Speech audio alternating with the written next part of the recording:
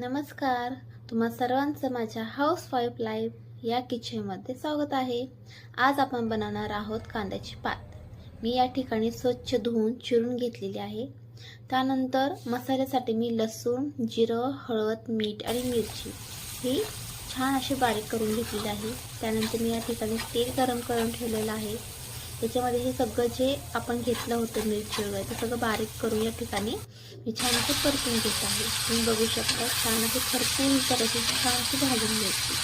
त्याच्यानंतर त्याच्यामध्ये थोडी थोडी करून कांद्याची पात आपण टाकायची आणि अशी छान अशी हलवून घ्यायची, परतून घ्यायची. तुमच्याकडे असेल तर तुम्ही चण्याची डाळ देखील यूज करू शकता. मी या ठिकाणी मुगाची डाळ यूज केलेली आहे.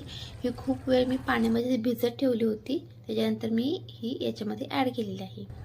छान अशी परतून घ्यायची. नंतर त्यावरती झाकण ठेवायचं.